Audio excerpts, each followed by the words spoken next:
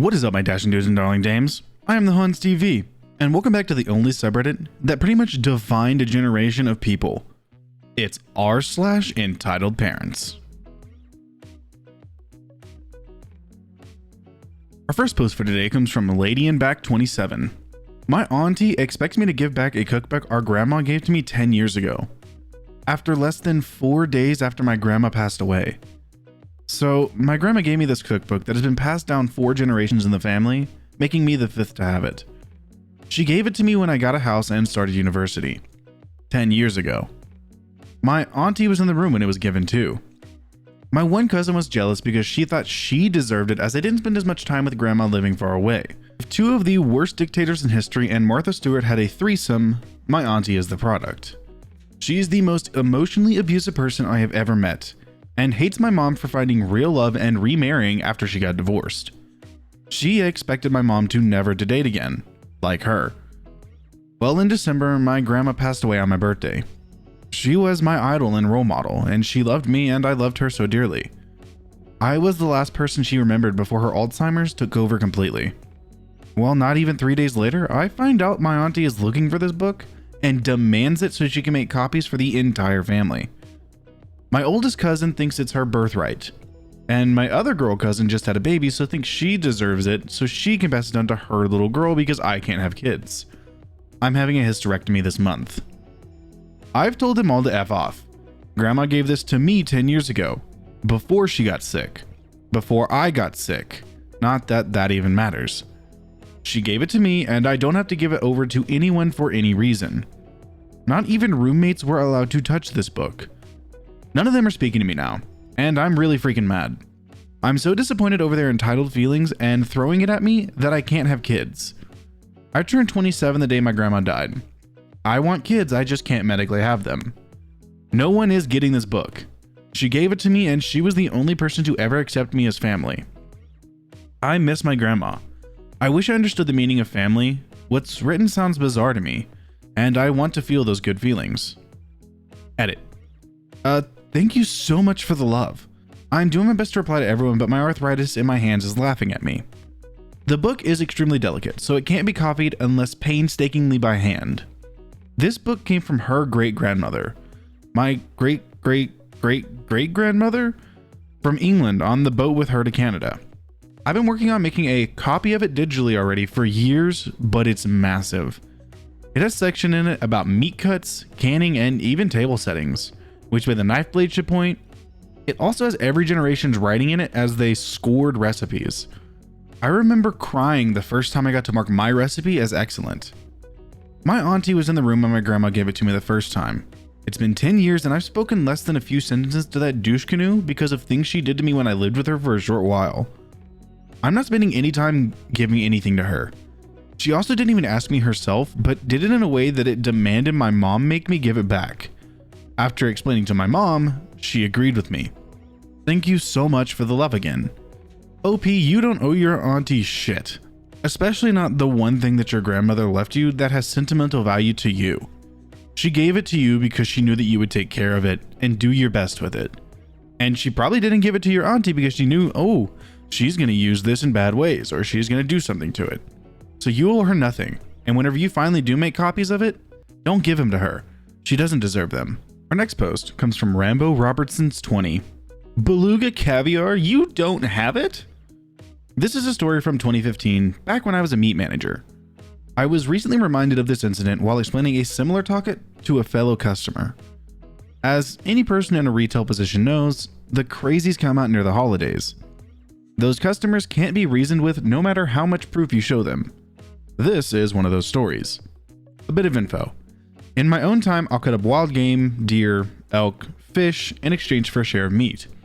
So I have a few game wardens on speed dial to make sure the kills and tags are legal, pertinent to the story. Around Christmas of 2015, I was preparing prime roast orders for the holidays as I basically had the past few days, when my meat clerk said a customer was looking for a form of caviar that he hadn't heard of before. I went out to see what help I could offer. The entitled mother, who is a tall, blonde, 40-ish, Karen-cut shoulder-length hair and 2 children, and rude from the start. Oh, good. Perhaps you can help me. This employee has no idea what he's doing. Yes, miss. What type of caviar are you looking to order? I'm looking for beluga, sturgeon, caviar from the Caspian Sea. I bought it here a few years ago and it was amazing. I haven't been able to find it anywhere. Ma'am, I'm sorry, but you must be mistaken. We have never carried beluga caviar. Last I heard, beluga caviar has been banned in the US since 2005. There was a hybrid farm certified in Florida in 2016. The entitled kid number 1 at full volume. Mom, look at these fish! Now sticking his fingers against the glass case. Shh, can't you see I'm talking? And she's back to her full volume now. That's impossible. I picked it up here a few years back for $100. You can't BS me. Ma'am, please keep your voice down and refrain from using harsh language. This is a family-friendly store. Ma'am, when beluga caviar was last sold in 2005, it was $400 to $600 per ounce. Once again, we have never sold beluga caviar. Perhaps it was a different sturgeon caviar. We have some of that are at the $100 price range. I don't freaking believe this BS. I know what I bought. My husband is on the city council and I'm going to tell him about this and get you shut down. At this point, I walked away to call security. She had left when I had gotten back. I didn't think much of it afterwards, just another crazy customer. A few weeks later, the same crazy Karen came back, but this time to gloat. I came to show you that we were able to get it. The price was ridiculous, but we have photos showing it is the real deal. She had photos of not only the fish that was caught and killed for the eggs, but video of 3 men catching it and gutting it. The weight, cost, shipping ticket, proof, and pictures of them eating it. She was also here to place an order for a roast. I asked the clerk to get the order, asked for an address under the premise of it being a $200 order. I went to the back and called the game warden, Fish and Wildlife. I reported to the store manager what I had been shown and had the approval to report it. Game warden came in asking for the EM's info and it was freely given. I heard from the same game warden a few months later when calling about a few Chinook salmon a man brought in. Entitled mother was given a search warrant and was found to have illegal beluga caviar in their freezer, after lab tests, I guess. I was told they were given a fine of $1,200 for the caviar, but still had a pending trial that could charge them up to $25,000 and jail time for their actions that led to the death of an endangered species, international shipping of illegal goods, and a few others I don't quite remember. I offered to be a witness, but as they had the pictures, product, and messages between the sellers and ED, they had plenty of evidence for a conviction. I wasn't given any info on the results of the trial afterwards. If I could remember her name, I'd try looking it up since it's likely public record. Edit. I forgot to mention, ED did work in the city council, but not as a seat or such. He is or was a manager in public works area, wastewater. I can't imagine that he was able to keep that job as the government/shitty higher-ups don't generally have a large criminal background. Something I've never understand with people like this. Why do they think that their husbands or their wives being like the mayor or on the city council or some shit like that? Why do they think that matters in terms of getting a business shut down? They can't. All they would do is be like slandering their name, which then they could sue for. So I don't understand. This next post comes from Cat's Dramatic. Entitled mother accuses us of practicing Satanism for celebrating Halloween. So for a little background, I'm a 20-year-old female and my mom and I live in Argentina. And we went a little English institute in our neighborhood. Not many students, roughly 25 to 30. Every year, we like to teach our students about the different festivities and holidays celebrated in America. Thanksgiving, St. Patrick's Day, Halloween, etc. They get to decorate the classroom and we have little parties where they bring snacks and play holiday-related games. It's so much fun and they love learning about American culture. Their favorite holiday is, of course, Halloween. They get to dress up and we give them sweets. We've been doing it for years and never had any issues. That is until the last October 31st. The kids had dressed up as princesses and superheroes and were decorating with cute little bats and pumpkins. Nothing creepy. We were having a good time until lo and behold appeared the most terrifying creature known to mankind. An entitled mother. She barged into the classroom without knocking or even saying hello while dragging her daughter by the arm and starts yelling at me to get the person in charge. Trembling in fear, I scramble quickly to get my mother. The conversation went something like this. EM is entitled mother, MM is my mom, PK is poor kid. Hello. What can I do for— Now shut up and listen to me, you little Satan lover. Excuse me? You heard me. What kind of establishment teaches children about Satan and how to adore the devil by forcing down their throats a foreign evil holiday? Ma'am, Halloween has nothing to do with Satan. BS. I know what I'm talking about. I read it on the internet. You and your daughter are practicing Satanism. Yeah, because everything you read on the internet's definitely true. Okay, anyway, back to the story. Ma'am, if you calm down, I can easily explain to you what Halloween is about. No, I will not allow you to feed my daughter lies and poison her mind with your darkness. At this point, the poor kid looked like she wanted to disappear into the depths of the earth. The other children and I could do nothing but stare in horror. In case you haven't realized, this is a Catholic country. If you don't like it, you can easily go back to that country of brutes. My mom was too dumbfounded by this crazy woman's ignorance to even respond anymore. I pay you every month, so I demand you cancel this madness or I will be taking my daughter to another institute. I'm sorry, but the other kids are having fun and enjoying themselves. I will not cancel Halloween for them just because one person doesn't like it.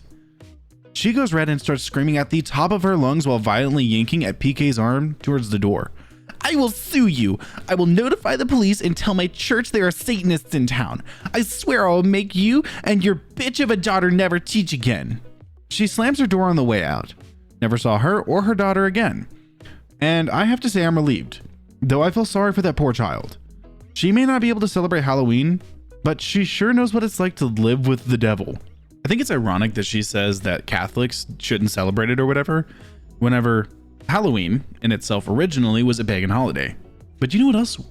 Major holiday in Catholicism and Christianity was originally a pagan holiday as well. If you guessed Christmas, you'd be 100% correct.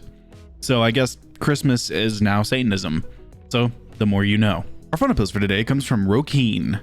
Mother decides it's time I get married to some random guy and not my boyfriend. Oh boy.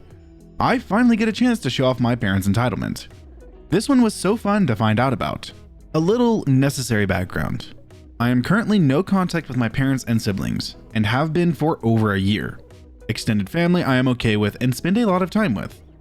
I currently live with my boyfriend, which my entire family is aware of but don't know much. We are also Desi, Indian. My boyfriend is white. For Christmas, I visited my aunt and cousins to drop off presents. It was a socially distant exchange, but I stayed a while to chat about things. Whenever I see my aunt, she tends to give me important updates about my parents and immediate family. For example, I knew my mom broke her arm, or that my brother and his wife moved closer to home. Things like that. So my aunt had a little tidbit she wanted to share with me before I headed out. So, your mom has a proposal for you. Apparently, a family friend had reached out to my mother, not knowing about our no contact situation, and thought that her son would have been a perfect match for me. I literally know nothing about this guy, but my mother apparently rushed ahead agreeing with this friend. She sent my photo and information, and that friend loved me apparently. My mother then called my aunt, sent her the guy's photo and information, and cried saying she did know how to get in contact with me to share the good news, and would she reach out to me and show the photo. My mother kept stressing that he's a good boy from a good family, and we know this person, and that person, and how it'd be a great match. And he lives in Chicago, so I could be under my sister's nose. One sister lives in Chicago, while married. And oh, wouldn't it be so wonderful? My aunt responded with, okay, yeah, sure, and just didn't really give my mother an opinion. While speaking to my aunt about this, I was incredulous. She is all for mending my relationship with my family, but understands and respects my space. My aunt is well aware that my boyfriend and I live together, so she took what my mother said with a grain of salt. But oh my god, I'm just appalled by my mother and what she thinks is okay to say about me to other people. Edit. Thank you everyone for your replies and comments. South Asian kids sometimes don't get enough love in the parent department, and weddings are a nonsensical topic often. I have a ton more stories about my crazy mother and family to share. Edit 3. Wow, I honestly didn't think I was going to get more than 100 views on this, and apparently I have over 5,000. I'm really stunned. A couple of things I want to point out since I'm commenting a few of the same things. 1. I'm not gonna meet the poor guy my mother attempted to set me up with. First off, he's in the US and I'm in Canada. COVID aside, it's just not safe right now to cross the border. Secondly, it's cruel. I'm not going to be mean to someone who's innocent in this situation despite how crazy it is. Third, my boyfriend is aware of the situation and he thinks it's funny. 2. My mother's entitlement comes from thinking she can do something as drastic as send me a potential proposal when we aren't talking and haven't been for over a year. Not the fact that she's doing that. A lot of Indian kids have dealt with some kind of proposal situation in their lives. It's specifically because of the no contact situation. 3. My aunt is awesome and I love her. She's not snitching to my mother or oversharing any information about me. She always asks me what I'm comfortable with saying to my parents. Currently, if anyone asks about me, her default is that I'm fine and she leaves it at that. She has my full confidence. 4. I'm not going to break my no contact to complain about this situation to my mother or anyone in my immediate family. It happened, I thought it was really entitled, and that's it. I don't need to say anything to her. There's enough to talk going on about me. I've tried to answer whatever comments come in, but damn, there's so many. When I have a chance, I'll try to write up the chronicle of what happened at my cousin's wedding. It was insane. Thanks, everyone. So as someone born in America, the thoughts of an arranged marriage or something like that is very foreign to me.